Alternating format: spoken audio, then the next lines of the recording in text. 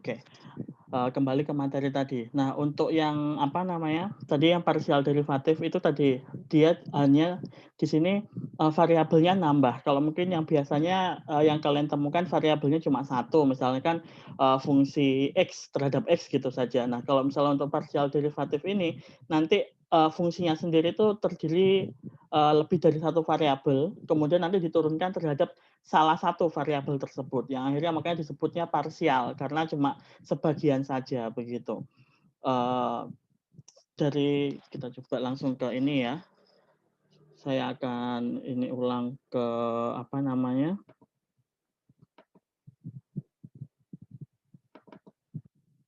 ke materinya saya share screen.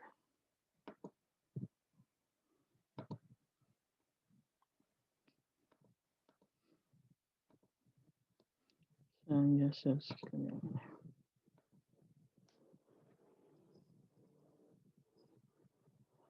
Sudah terlihat?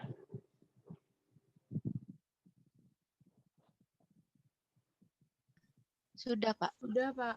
Oke. Nah ini kan, dari materinya sebenarnya poinnya itu ada 5 kalau untuk yang derivatif ini. Jadi ada partial derivatif, ada least square method, ada chain rule, sama del differential operator. Ini pengenalan yang baru mungkin, yang sebelumnya belum, pernah ketemu kalau di kalkulus ataupun yang waktu di SMA. Nah, untuk yang partial derivatif itu, jadi benar-benar cuma, tadi dia diturunkan terhadap salah satu fungsi, variabelnya saja. Ini contoh singkatnya ya di sini. Misalnya kan kita ketahui, fungsinya, ada fungsi x, y, jadi di sini dalam fungsinya ada 2 variabel, yaitu x dan y. Nah, kemudian kalau kita turunkan parsial, misalkan dari f-nya sendiri, kita ini simbolnya bukan D lagi kalau parsial, dia pakai do, begini bacanya. Do f per do x, sama dengan maka fungsi ini kita turunkan terhadap x, berarti selain, variabel x itu kita anggap dia sebagai, nilainya konstan atau konstanta gitu gitu ya bilangnya. Nah, di sini diturunkan terhadap x, berarti yang 6y pangkat 4 ini tetap nilainya, tinggal yang 2x saja diturunkan, x kuadrat yang diturunkan. Sehingga ini kalau diturunkan terhadap x akan jadi 2x, kemudian dikalikan dengan 6y pangkat 4, maka jadi 12x y pangkat 4. Begitu juga kalau misalkan kita turunkan parsial terhadap y, sama, yang kita anggap, untuk sesuai yang diturunkan di sini, cuma yang variabel y saja, selain variabel y, itu kita anggap sebagai konstanta. Yang ini berarti jadi 4y pangkat 3, kemudian dikalikan 6x kuadrat, jadi 24x kuadrat y pangkat 3. Kemudian komponen kedua, kalau yang ini tadi kan karena komponen kedua itu nggak punya variabel x, maka langsung 0 di sini. Tapi karena di sini diturunkan terhadap, variabel y, maka kan karena ini punya y ya di sini, ini diturunkan biasa, berarti, 3 kali 2 y pangkat 2, jadi 6y kuadrat. Nah, seperti itu. Nah, ini kalau misalnya kita lanjutkan, kita turunkan lagi satu kali terhadap, variabel, kalau ini variabel yang sama ya, turunkan terhadap x lagi, kalau masih memungkinkan karena di sini masih ada x, berarti dia kalau tinggal x doang ya, kita turunkan langsung dia hilang gitu aja, variabel x-nya. Kalau di sini ini masih ada yang kuadrat, yang ini ya dari y ya, variabel y, ini y pangkat 3, jadi 3y kuadrat dikalikan 24x kuadrat, jadi ini, yang ini jadi 12y, kayak begitu. Nah, kemudian kalau misalkan setelah tadi diturunkan terhadap x, kemudian kita turunkan terhadap y. Nah, ini tetap, diturunkan 2 kali tetapi terhadap, variabel yang berbeda. Yang pertama x duluan, kemudian, y duluan, seperti itu.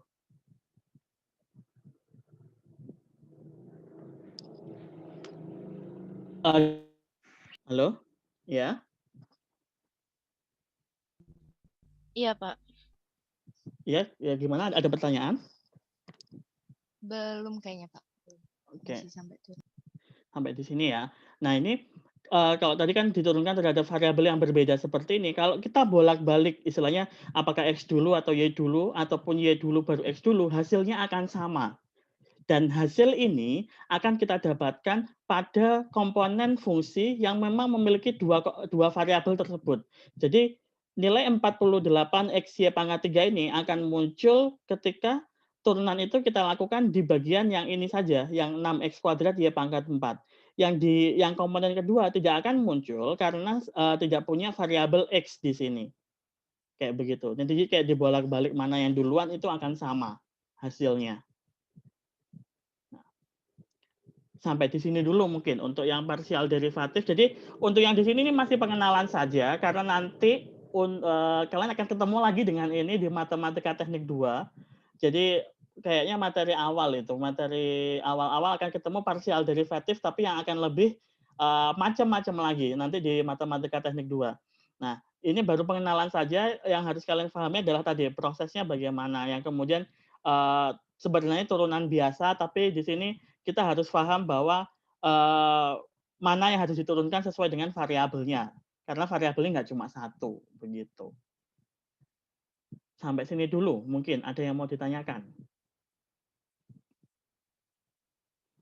Sebenarnya kalau dari dari rumusnya kan rumus turunan pada umumnya. Jadi rumusnya kalau misalkan ada fungsi x pangkat n, ya rumus f aksennya atau turunannya akan jadi a kali n kalikan x pangkat n-1. Udah.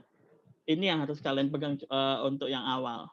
Ini untuk yang biasa ya, karena di sini masih bilangan berpangkat seperti ini. Tapi nanti kalau misalnya trigonometri dan lain sebagainya juga akan mengikuti.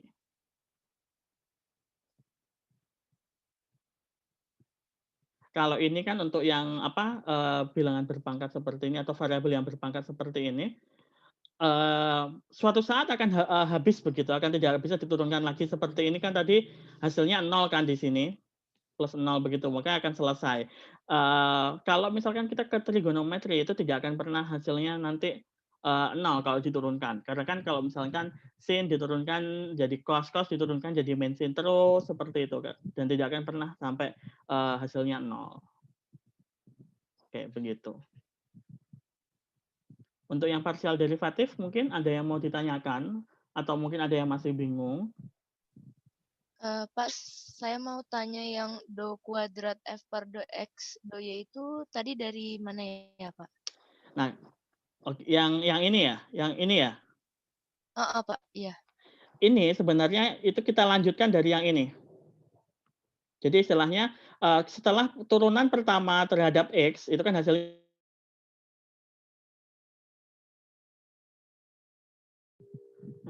sorry, ada trouble jaringan saya. Sebentar.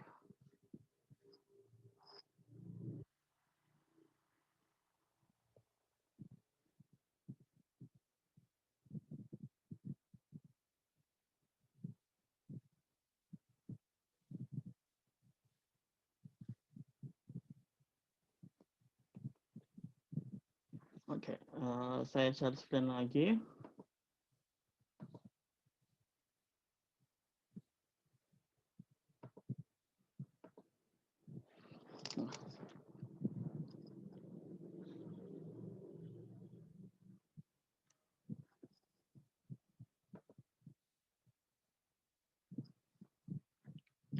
Bisa dengar suara saya? Bisa, Pak. Oke.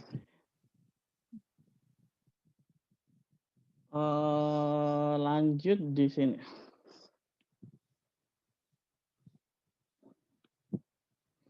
Nah, tadi kan sampai terakhir, tadi sampai ini ya? Ini dari mana begitu ya? Iya, Pak. Nah, pertama kan tadi setelah kita dapatkan turunan pertama yang ini, nah itu kita turunkan lagi tetapi terhadap variabel yang berbeda, yaitu variabel y. Makanya di sini muncul do y-nya. Kemudian ada tanda ini kuadrat yang berarti dia diturunkan 2 kali begitu setelah dari sini. Jadi yang dari hasil ini kita turunkan tetapi terhadap variabel y. Jadi yang ini kan variabel y akan jadi turunannya 4y pangkat 3. Kemudian kita kalikan 12x. Akan jadi 48x y pangkat 3. Nah, proses ini hasilnya akan sama ketika kita prosesnya diturunkan terhadap y duluan. Jadi hasil turunan terhadap variabel y kan ini yang pertama. Diturunkan lagi tapi terhadap variabel x, maka akan hasilnya Yang ini 24 dikalikan 2X dikalikan Y pangkat 3. Yang ini nggak punya variabel X, maka dia hasilnya 0. Hasilnya ini 48X Y pangkat 3. Kayak begitu. Jadi istilahnya prosesnya dilanjutkan. Jadi dia diturunkan tidak hanya 1 kali, tetapi 2 kali. Untuk yang ini variabelnya yang berbeda. Kalau pertama terhadap X, kemudian turunan yang keduanya diturunkan terhadap Y. Kalau yang ini Y diturunkan terhadap Y duluan, kemudian baru diturunkan terhadap yang X. Kayak begitu. Ternyata hasilnya di sini, yang mana yang duluan itu ternyata nggak pengaruh karena hasilnya sama saja. Dan ini, hasil ini akan muncul cuma yang berasal dari yang ini tadi, yang komponen dari fungsi itu yang punya variabel X dan Y. Kalau yang cuma punya salah satu saja, tidak akan pernah ada nanti turunannya sampai yang di tahap ini. Seperti itu. Nah, iya Pak, baik. Ada lagi?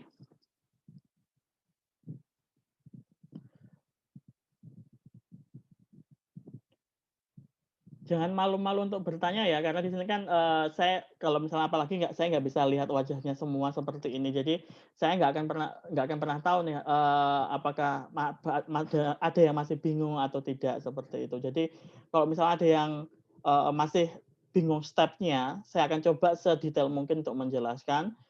Yang penting jangan malu bertanya aja. Oke. Sebelum lanjut, ada yang mau ditanyakan dulu sampai sini?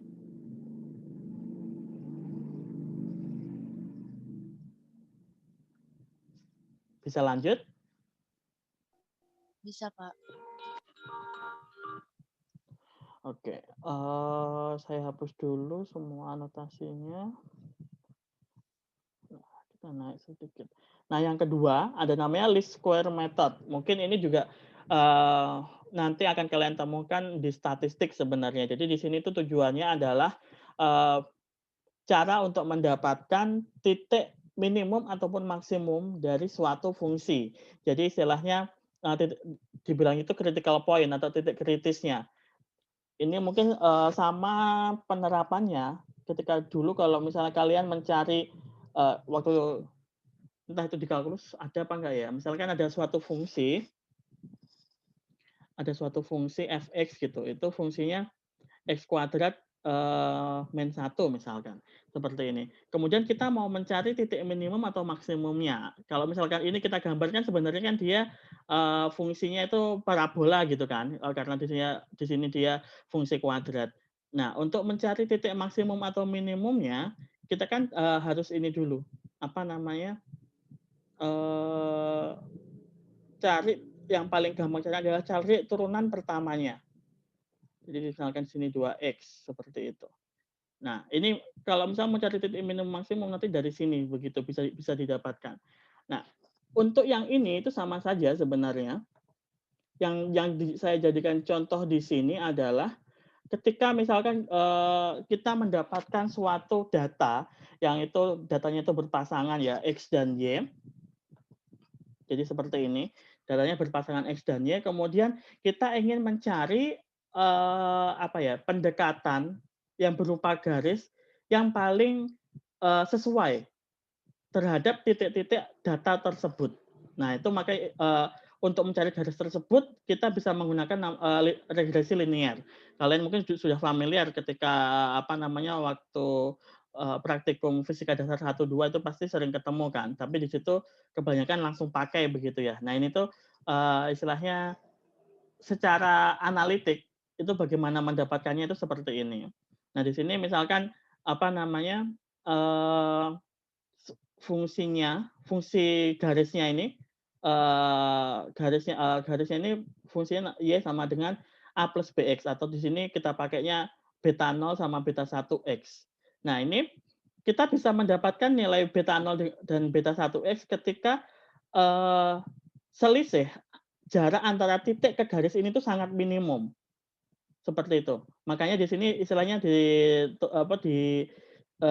dijelaskan sebagai jika turunan f terhadap B0 ataupun B1 itu sama dengan 0, nah itu penyelesaiannya nanti akan kita dapatkan hasil yang paling minimum. Seperti itu.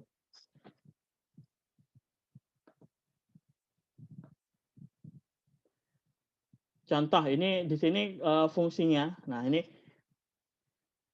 yang tadi saya bilang, apa namanya, selisihnya itu minimum tuh yang ini maksudnya. Jadi istilahnya garis ini harus sedekat mungkin dengan semua titik. Jadi nggak boleh cuma terhadap salah satu titik saja, tetapi ke semua titik. Karena garis ini cuma, apa, garis lurus yang dia itu, paling sesuai terhadap titik-titik tersebut. Jadi istilahnya kalau ini kan sebenarnya ada gap ya, ada jarak sedikit gitu terhadap titiknya.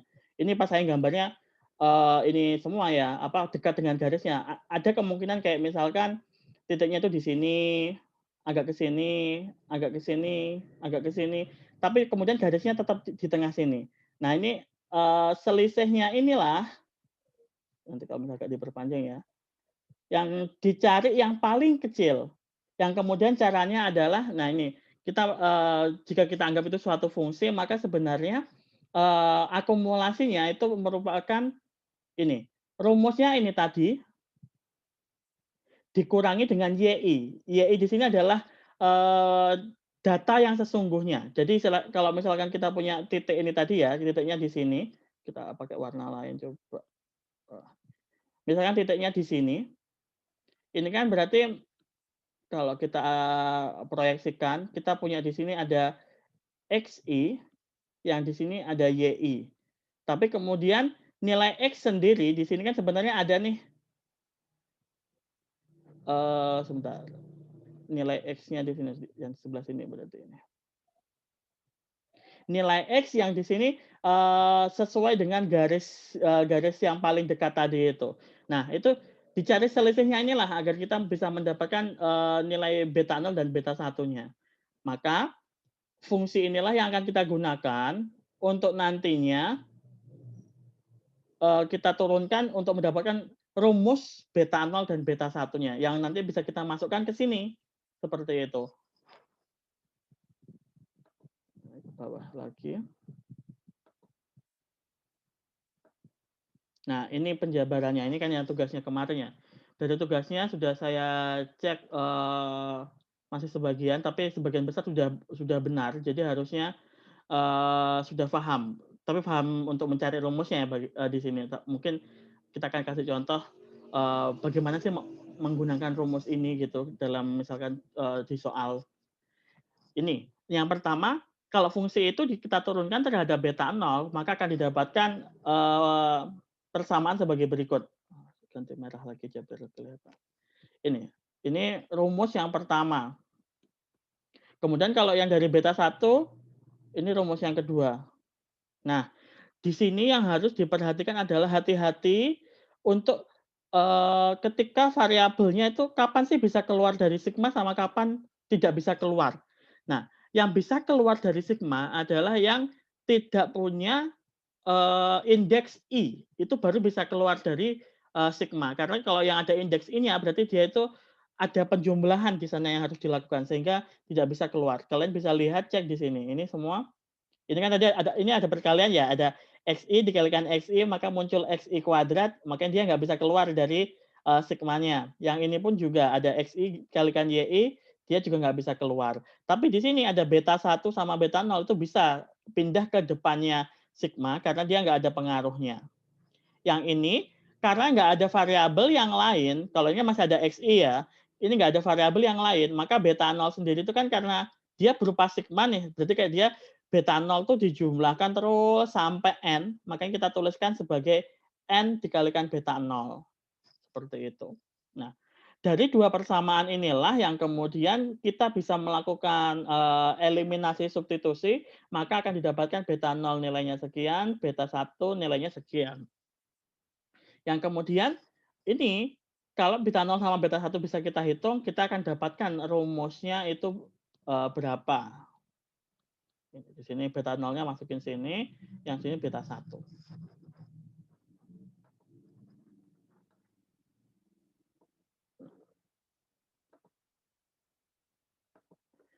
Contoh contoh, penggunaan di soal ya. Misalkan kita diminta untuk mencari, regresi linear dari data sebagai berikut.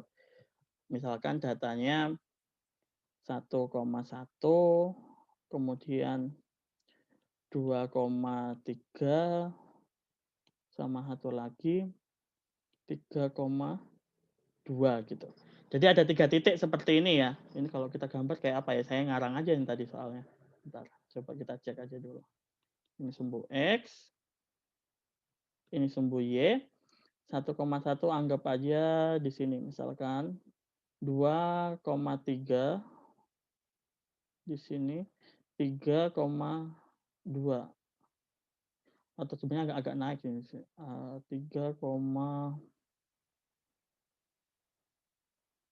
atau sama di sini ya 3,3 deh ini biar agak enak ngitungnya. Tapi berapapun bisa aja sih karena kan kita tinggal menghitung. Nah, misalkan kita punya data seperti ini. Pasangan XY ada 3 titik, kemudian kita disuruh mencari regresi linearnya. Nah, itu kalau misalkan kita mencari rumusnya kan tadi sudah jelas ya rumus regresi linearnya harusnya Y beta 0 plus beta 1 X. Nah, di sini udah kita sebenarnya tinggal langsung masuk ke rumusnya, tapi amannya kalian buat dulu tabel, ini tabel seperti waktu di ini ya, di apa, waktu Fisdas, praktikum Fisdas, jadi X, Y, kalian buat tabel, kemudian X-nya 1, ini 1, X-nya 2, ini 3, X-nya 3, Y-nya 3. Nah, kemudian dari tabel ini kalian tambahkan beberapa parameter hitungan yang dibutuhkan.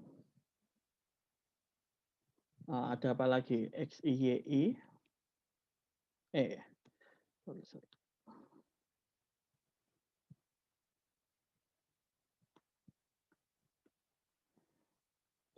X, I, Y, I. Kemudian ada juga, udah ya itu aja ya. Sebentar saya agak naik dikit. Nggak kelihatan. X, I, Y, I, X, I. Oke, nggak ada Y kuadrat. Kita cuma butuh itu. Nah, setelah itu, X, I kuadrat ini berarti di sini 1, ini 4, ini 9, ini 1, ini 9, ini 9. Nah, di bawah kalian buat sigmanya. Di sini 6, di sini 7, di sini 14, di sini 19. Nah, baru dari sini kalian masukkan N-nya ada 3 ya, N-nya. Jumlah datanya N itu. Nah, kalian di sini tinggal memasukkan ke rumusnya tadi. Misalkan beta 0. Rumusnya beta 0 sigma YI, jadi 7, dikalikan sigma XI kuadrat 14, dikurangi sigma XI YI, oh wait, ini benar. Ini 19 dikali sigma XI 6, dibagi N-nya 3, sigma XI kuadrat 14, min sigma XI tapi dikuadratkan 6 kuadrat. Nah, ini bisa kita hitung 54 42. Nah, kita dapatkan di sini ada minus 18 dibagi berapa itu? 46. Jadi minus 3. Pak, yang 19 kali 6 itu 114 harusnya, Pak. Oh, oke. Sorry. Terima kasih. Berarti ini 16 berarti ya. Itu kita dapat 2 sisa 2,67 gitu. Beta satunya berapa? Ada yang salah? Halo? Pak. Ya? X, Y, yang 2 kali 3 itu bukannya 6 ya, Pak? Yang mana? Oh, ini ya. Oke, oke. Ya. Nah, keburu-buru tadi. Nah, ini 6 berarti di sini 16 ya. Oke, oke. Nah, oke. Thank you udah notice. Nah, ini 16 berarti yang ini juga kita hapus.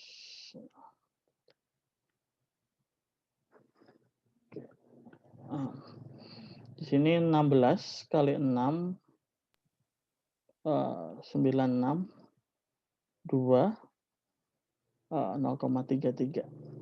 Bener ya udahan ya? Iya, Pak. Oke, Kayaknya. yang ini kalau misalnya ada yang salah ngitungnya ini ya minta tolong diingatkan ya. Baik, N-nya Pak. 3, sigma X, Y, Y. Ini di sini 16, min sigma X itu 6, sigma Y itu 7. Terus kemudian N-nya 3, sigma XY 14, min sigma X dikuadratkan 6 kuadrat. Ini di sini 48 dikurangi 42. Di sini 42 dikurangi 36 sama dengan 6 per min 6 juga 1. Nah, setelah dapat ini maka kita akan bisa nulis persamaannya yaitu Y sama dengan beta 0-nya 0,33 plus beta 1X plus X. Nah, inilah fungsinya. Ini fungsi regresi linier dari data yang kita punya tadi itu, yang ini. Kayak begitu. Ini jadi kayak istilahnya apa ya, menghitung analitik untuk regresi linier. Caranya seperti ini. Sebenarnya kalau misalkan mau dihitung dengan komputer juga bisa ya. Kita bisa pakai Excel, kemudian titiknya kita masukkan, kita buat grafik apa yang garis, kemudian dapat kita klik kanan add trend line untuk nambahkan fungsinya. Seperti itu. Nanti ini pun kalau misalkan pakai Excel kan bisa seperti itu nanti di komputasi biomedis semester berapa 5 berarti ya. Itu akan ketemu juga ini tentang regresi linear tapi dihitung menggunakan coding. Nah, itu ada lagi. Proses stepnya akan ketemu mungkin rumus-rumus seperti ini lagi nanti. Nah, untuk least square method, adakah yang mau ditanyakan?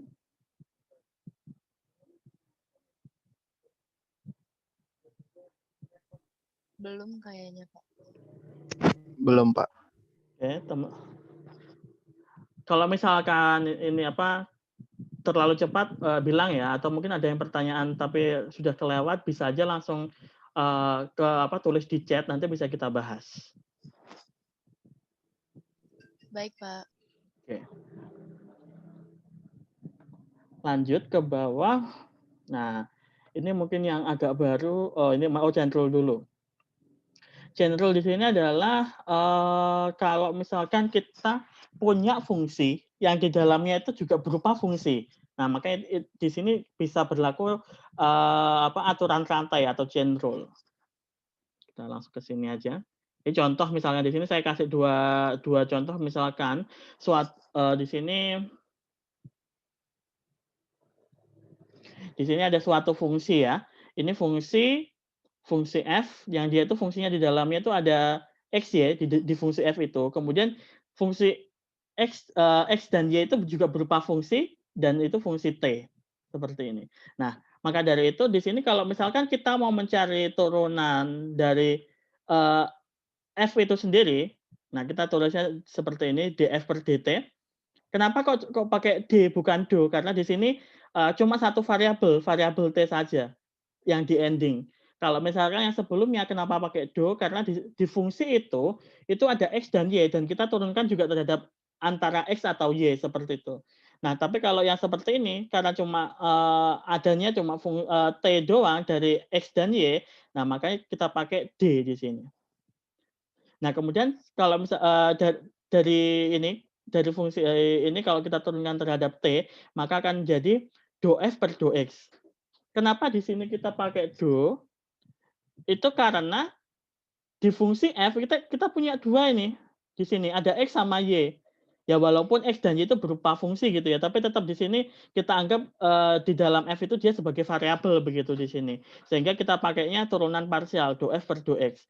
Nah kemudian di dalamnya X baru kita turunkan terhadap T. Dan di sini pakai D karena di dalam X itu cuma ada satu variabel saja. Kayak begitu. Ini untuk yang bagian yang punyanya si X. Nah, kemudian untuk yang Y sama juga. Jadi do F per do Y dikalikan DY per DT. Jadi akan ada muncul dua komponen seperti ini. Kayak begitu. Jadi ini untuk bagian yang X-nya, ini untuk bagian yang Y-nya. Kemudian contoh yang selanjutnya. Nah, di sini ini akan lebih panjang lagi karena di dalam fungsi tadi ya seperti ini ya X sama Y itu tidak cuma satu variabel, tapi di sini akan ada dua variabel. Jadi F itu punya dua variabel X dan Y yang itu berupa fungsi, kemudian X dan Y itu juga punya dua variabel di dalamnya yaitu R dan theta. Jadi di sini kita akan scroll ke bawah sedikit. Oke. Di sini maka akhirnya di sini akan berubah karena tadi kan di dalamnya yang terakhir itu variabelnya itu ada dua, makanya di sini pakai do, bukan lagi d seperti yang pertama tadi. Ya, ini perlu diperhatikan. Cuma ini sih penulisan seperti ini, tapi itu penting, maka harus bisa dibedakan kapan kita pakai d, kapan kita pakai do. Itu kan sama-sama derivatif, cuma yang satu itu yang biasa, yang ini yang parsial seperti itu. Nah, di sini prosesnya sama seperti yang sebelumnya, tapi semua simbolnya di sini pakai do semua karena di dalamnya akan ada dua variabel, kemudian di dalamnya lagi akan ada dua variabel juga. Caranya sama seperti tadi, maka akan muncul do F per do X per do R. Yang belakang pun juga sama, seperti itu. Tapi di sini nggak cuma satu, maka akan muncul dua karena akan ada dua variabel nih tadi di bagian terakhirnya. Kemudian yang terhadap theta sama seperti yang R, cuma variabel yang R terakhir diganti dengan theta seperti itu. Nah, ini basic dari chain rule. Nah setelah itu kita akan coba terapkan.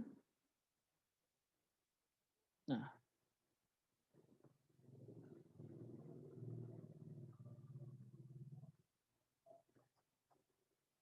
kita akan coba terapkan di sini. Kalau misalkan nih ada fungsi yang dia punya tiga variabel, ada x, y, z, kemudian fungsi itu tuh sama dengan 0. Kan ada ya fungsi yang seperti ini. Dia langsung ada gampangnya misalkan kita punya rumus begitu yang kemudian dia sama dengan 0. Yang nanti dicontoh yang di sebelah kanan ini yang kita gunakan persamaan gas ideal itu ini PV min nRT itu sama dengan 0 sebenarnya. Terus kemudian PV-nya sama dengan nRT.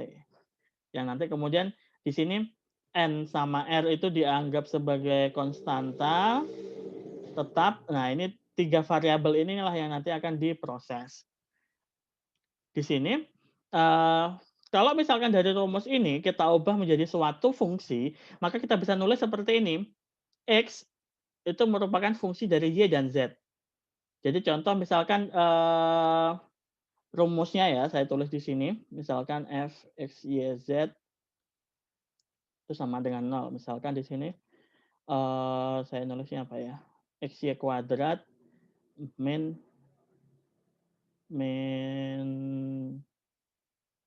z begini deh, sama dengan 0. Nah ini kan kalau misalkan mau saya ubah biar rumusnya jadi x sama dengan, kan bisa saya ubah seperti ini.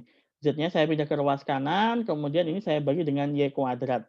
Nah ini kan bisa saya tulis sebagai X sama dengan X, Y, Z. Jadi istilahnya X-nya itu sendiri itu fungsi yang di dalamnya ada variabel Y dan Z. Kita juga bisa tulis dalam bentuk yang lain. Misalkan untuk Z-nya sendiri. Z-nya sendiri kalau misalkan kita ubah ya udah ini akan sama dengan XY kuadrat. Ini pun bisa kita tulis Z sama dengan Z yang fungsinya itu ada variabel X dan Y. Nah, seperti itu. Nah, setelah kita dapat, misalkan 2 variabel ini, kita bisa nih kemudian sesuai dengan rumus yang tadi, menghitung turunannya. Ini di sini. Kita hitung turunannya. Nah, kemudian setelah itu di sini kita cari hubungannya dari 2 persamaan yang sudah didapatkan, untuk dapat nanti terakhir itu mencari sampai yang ini nih. Agak ke bawah sedikit. Nah.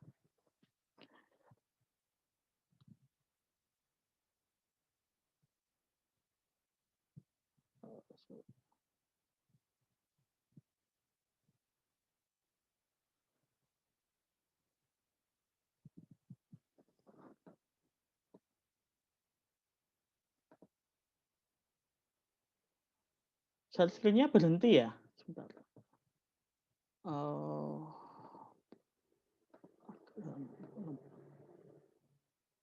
Oke, udah. Nah, dari sini, nah kalau misalkan ada yang notice ketika saya jelaskan di video, kan sampai ending, ini kan tinggal apa yang jabarkan, ini disubstitusi, yang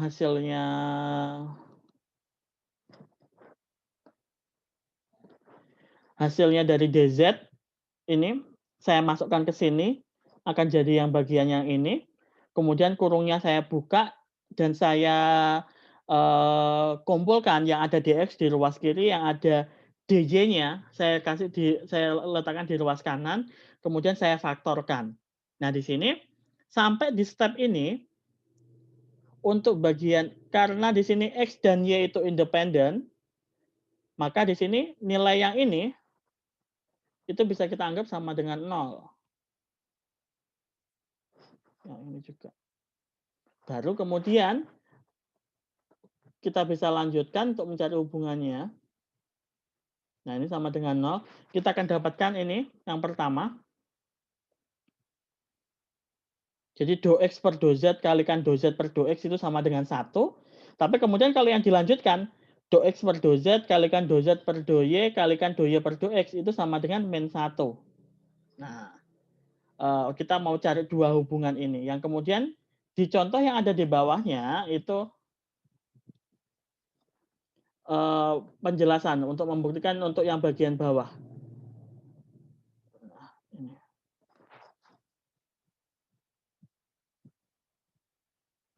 Di bagian bawah di sini kalian bisa yang pakai rumus persamaan gas ideal tadi, kita bisa dapatkan ternyata memang terbukti endingnya itu merupakan sebaliknya dari yang ini.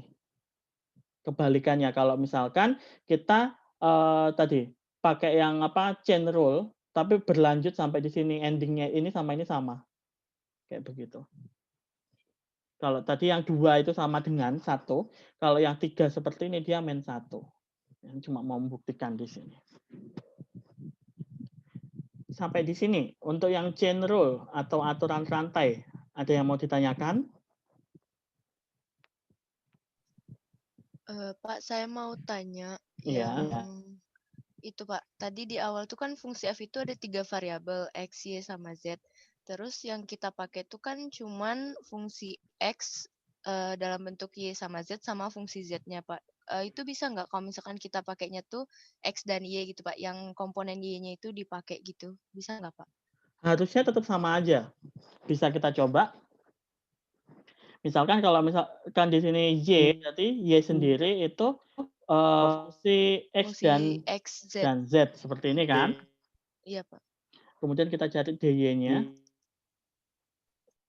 Ini titik koma ya biar ada pemisahnya. dy-nya kan berarti di sini do Y per do X kalikan dx plus do Y per do Z kalikan dz seperti ini. Ya, oke, udah benar ya. Ini bisa kita substitusikan kan untuk yang fungsi pertama itu punya dy nih. Kita bisa substitusi ke situ. Harusnya ending akan sama nanti ya. Kita tuliskan misalkan dx di situ sama dengan dx per dy. dy-nya kita ganti dy per dx dx plus dy per dz dz plus dx per dz dz seperti ini. Nah, ini kalau kita jabarkan ini akan muncul dx per dy, dy per dx dx plus dx per dy, dy per ini y, dz dz plus dx per dz dz.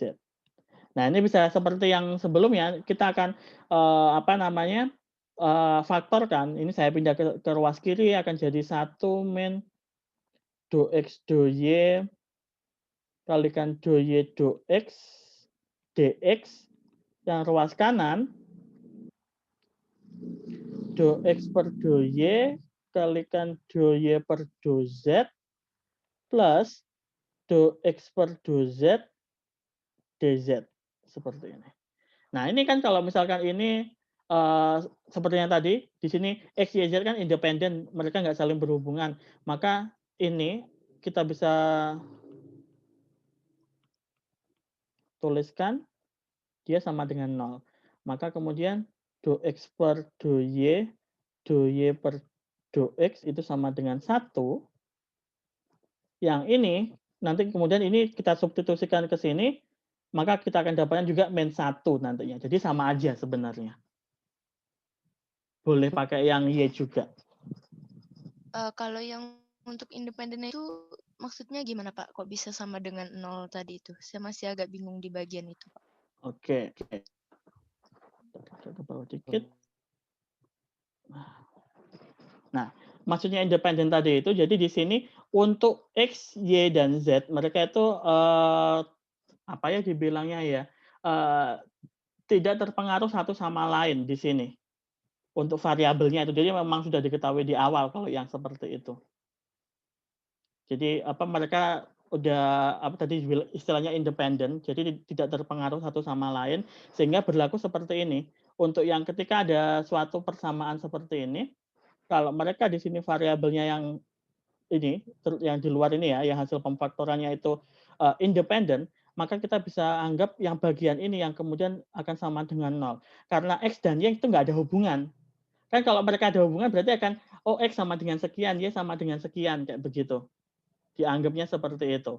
Sehingga kalau misalkan ini sama dengan 0, pengenolnya itu pasti dari bagian yang ini, begitu. Bukan karena dx-nya atau dy-nya.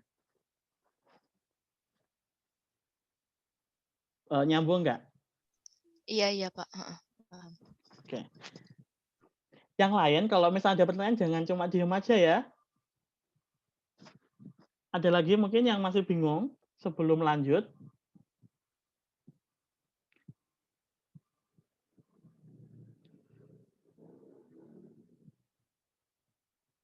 Di matematika teknik ini memang nanti ketemunya akan lebih banyak ketemu rumus-rumus seperti ini. Entah nanti di matematika teknik 1 ataupun 2 itu sama, hampir sama. Yang 2 nanti kelanjutan. Jadi yang pertama, yang ini kan masih tadi yang awal parsial derivatif. Nanti yang untuk yang di matematika teknik 2 yang parsial derivatif itu berupa persamaan. Jadi partial derivative equation gitu, PDE istilahnya. Kelanjutannya dari yang ini. Ada yang mau ditanyakan lagi untuk yang chain rule?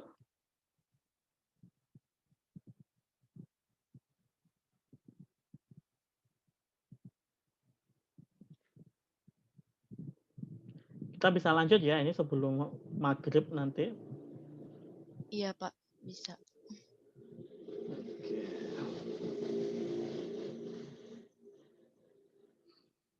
Lanjut. Nah, ini bagian yang selanjutnya yaitu del operator. Del differential operator di sini ini agak ngeblur emang ini saya nyekannya. Nah, ini pengenalan di sini. Jadi kalau ada lambang segitiga terbalik seperti ini namanya nabla simbol, tapi kita nyebutnya itu atau kita bilangnya itu del begitu. Jadi kalau misalkan ada yang seperti ini, ada suatu fungsi, fungsinya x, y, z, kemudian kita cari turunannya f begitu. Nah itu kita bisa tuliskan seperti ini, seperti yang tadi, turunan parsialnya. Nah, kemudian bentuk ini bisa kita jabarkan menjadi bentuk yang seperti ini. Ada di sini perkalian dot, ini penting. Kalian harus ingat kalau perkalian dot di situ kan yang nanti akan menghasilkan angka ketika yang dikalikan itu sama.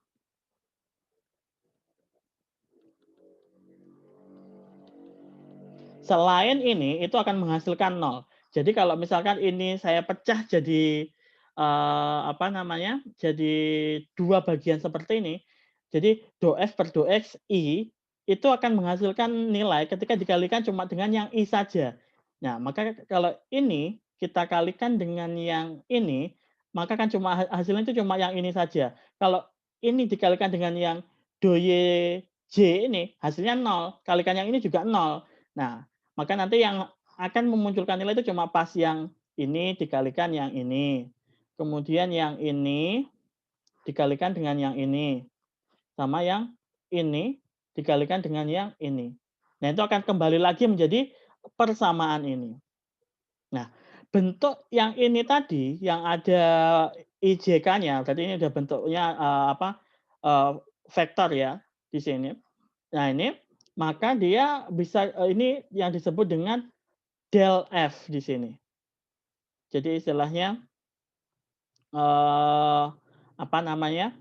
tadi ada turunan terhadap masing-masing komponennya di sini, komponen dari atau istilahnya variabel dari fungsinya itu sendiri yang dia ingat x-nya i itu akan nempel dengan x, y itu nempel dengan j, z itu nempel dengan k. Nanti ini terus kepake sampai yang selanjutnya.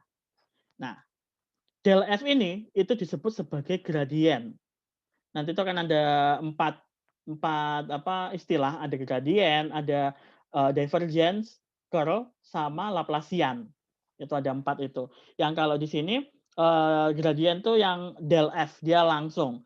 Kalau misalkan yang nanti yang selanjutnya ada divergence, itu yang dot product antara del dengan F. Kalau yang curl itu yang cross product antara del dengan F. Kalau Laplacian itu delnya kuadrat. Itu. Nanti pun akan kepakai juga kalau misalkan kalian sudah lihat yang video yang integral, itu di situ akan kepakai juga ketika koordinatnya itu berubah. Kalau misalkan yang ini yang kita pakai x, y, z itu koordinat kartesian ya kita kenalnya. Nanti kalau di materi yang integral and curvilinear coordinates di situ ya judulnya. Nah, itu kita akan ketemu koordinat yang lain seperti koordinat kutub, koordinat silinder dan koordinat spherical, bola. Itu apa istilahnya? Koordinat-koordinat yang lain yang mungkin jarang kita pakai sebelumnya. Kalau yang sebelumnya paling sering adalah yang kartesian ya, itu mulai dari kita SD sudah dikenalkan yang itu. Tapi ternyata ada juga yang kutub, silinder, dan bola. Nah, ini penerapannya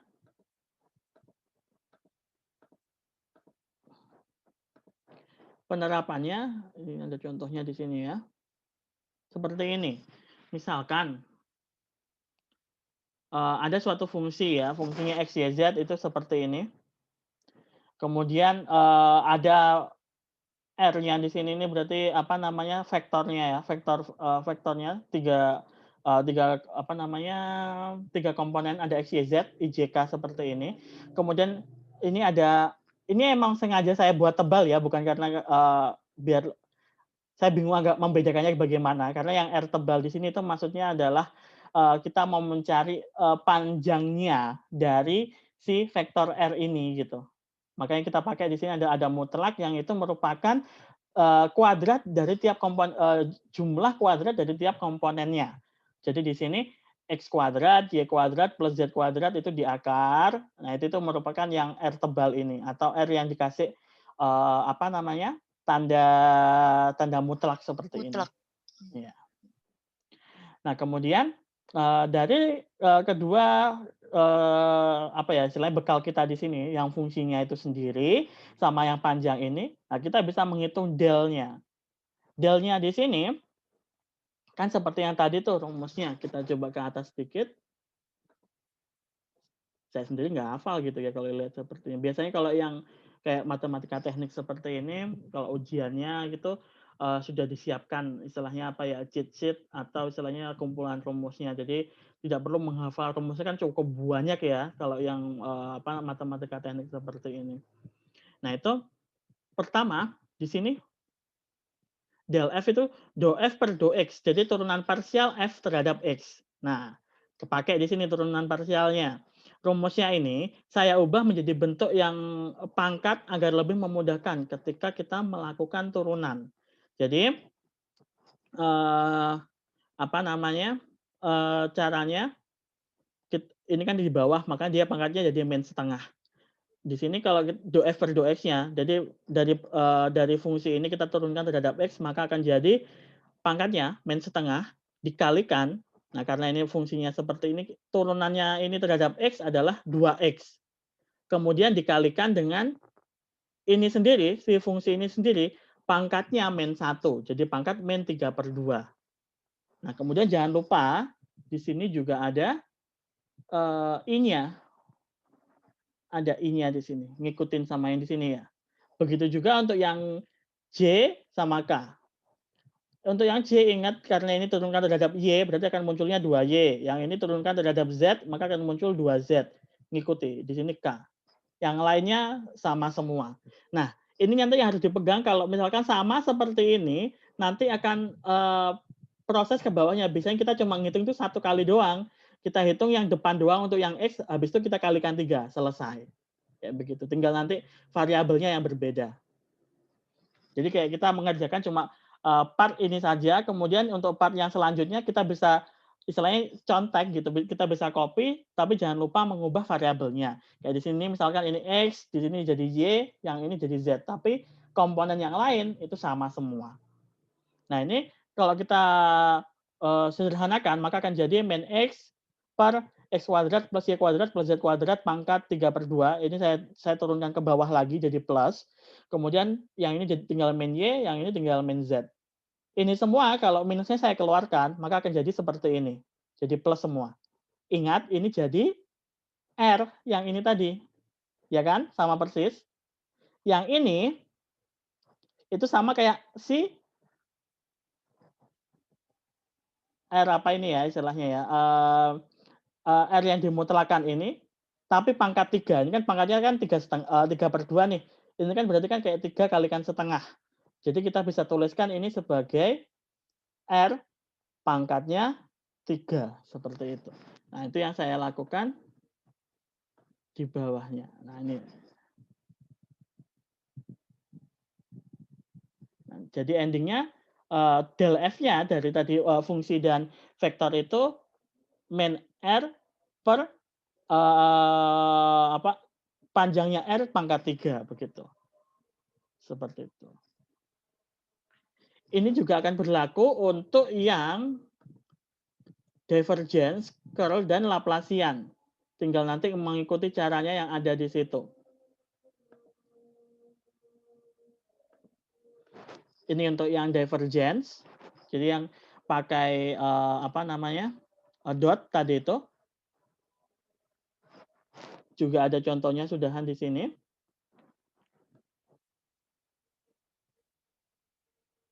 Nah, ini kan di sini saya mengerjakan itu cuma 1, tapi kemudian di situ bisa saya ulang untuk yang Y dan Z karena apa stepnya sama persis, tinggal mengganti variabelnya saja. Di sini variabelnya X, di sini saya, untuk yang Y tinggal ganti Y, untuk yang Z tinggal ganti Z. Yang lainnya, komponen yang lain sama persis.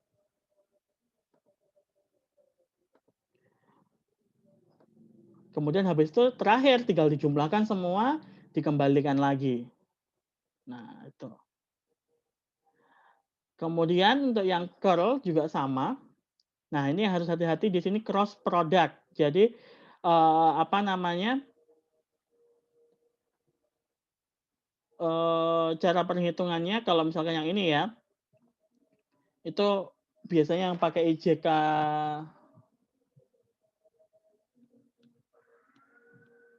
kalau I kali J sama dengan K, kalau J kali K sama dengan I, kalau K kali I sama dengan J. Kalau sebaliknya itu nilainya negatif yang seperti itu. Nah, nanti itu kalau kita jabarkan akan jadi seperti ini. Ini tanda yang ini itu tuh maksudnya adalah determinan. Determinan. Jadi kalau misalkan untuk cari yang komponen ini sebenarnya ini udah saya ini deh.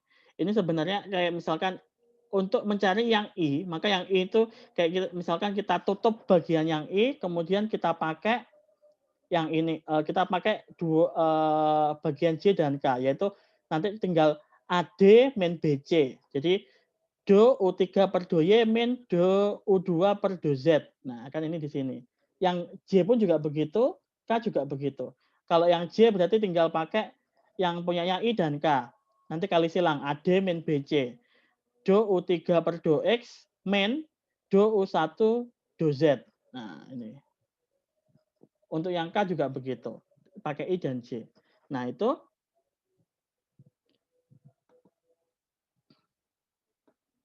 kalau misalkan kita kerjakan, ini langsung ya di sini. Ini pembuktian-pembuktian nanti. Kalau Laplacian yang square,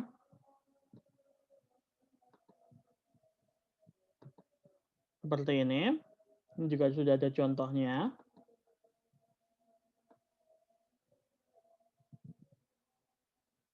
Nah, kemudian inilah yang identity dari keempat yang sudah dijelaskan di atas tadi ya. Dan kalian sudah saya minta untuk ngerjakan ada 3 atau 4 ya kemarin. 3 dari 8 ini dan sudah sebagian besar sudah benar dalam membuktikan. Yang hati-hati adalah penggunaan tanda saja di situ. Hati-hati plus minusnya itu yang biasanya sering membuat error. Nah, seperti itu. Nah, itu saja materi untuk hari ini. Ini juga sudah maghrib. Sebelum ditutup, ada yang mau ditanyakan? Pak, saya mau tanya buku yang Bapak pakai untuk materi ini buku apa ya, Pak? Oh, ini sebenarnya saya mengambilnya materinya dari apa ya kemarin istilahnya? Ada salah satu profesor di Universitas of Reading kalau nggak salah. Jadi dia juga punya YouTube. Kalian juga bisa cek sebenarnya di YouTube-nya. Nanti bisa saya cantumkan. Ada modulnya juga yang nanti sesuai dengan penjelasan di YouTube-nya itu. Saya pakai materi dari situ. Sebenarnya kalau kalian ambil materi dari buku apapun akan sama sih, basic untuk tentang derivative of vector field atau derivative of scalar. Kalau integral yang minggu ini itu integral and curvilinear coordinates itu sama semua sih. Istilahnya kalau kalian cari kalkulus vektor. Ya, kalkulus vektor nanti akan membahasnya ya nggak jauh-jauh dari apa yang saya jelaskan ini, dari buku apapun sebenarnya. Cuma mungkin ini saya ambil yang agak simpel begitu penjelasannya karena kadang ada beberapa buku itu yang terlalu matematis begitu dan bahasanya susah sehingga akhirnya detailnya sendiri tuh agak susah. Nah, itu Hilmi juga udah upload tuh. Itu yang saya pakai di sini.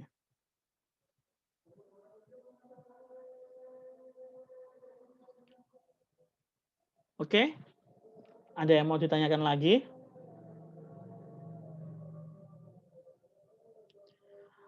Oh ya, untuk tugas yang kemarin saya upload, nanti minta tolong kalau misalkan ngerjakan sedetail mungkin ya. Jadi istilahnya step-stepnya kalau bisa itu memang yang rinci.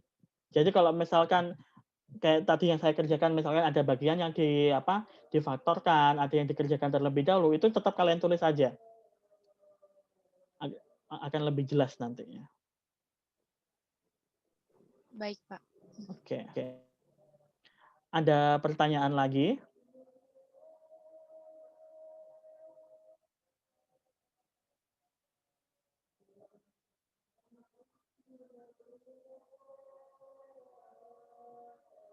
Oke, kalau misalnya tidak ada, nah kita mungkin akan ada satu pertemuan lagi minggu depan. sebelum nanti libur dan kemudian kalian UAS. Nah, nanti dan kita juga masih punya hutang ya 1 minggu lalu karena ada apa? Kita pas pemilu ya kemarin. Jadi pilkada. Jadi nanti kemungkinan akan ada 1 hari pengganti. Tapi kalau yang saya dapat infonya kemarin siapa itu nama ininya? Nama accounting kelasnya? Hafid ya? Hafid atau Hafid, Pak, ya. Hafid ya. Nah, itu kan susah cari jadwalnya. Nah, nanti itu pakai jadwal yang mungkin saya ambil terserah nanti bisa rundingan bisa ambil pas libur yang 1 hari aja cuma untuk kita bahas yang materi terakhir ataupun recap buat persiapan UAS. Nah, nanti akan saya rekam tapi itu nggak wajib gitu. Jadi kalau misalkan berhalangan hadir pun nggak datang nggak masalah, tapi nanti bisa lihat di hasil rekamannya kayak begitu. Oke. Sebelum diakhiri, ada lagi yang mau ditanyakan?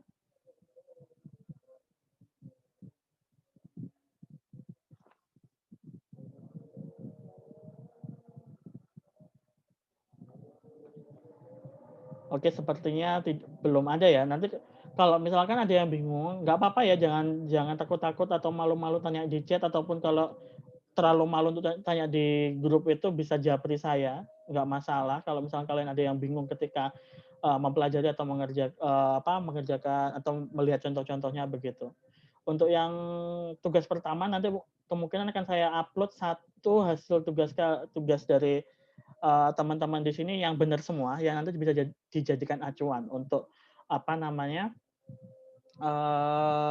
persiapan UAS seperti itu.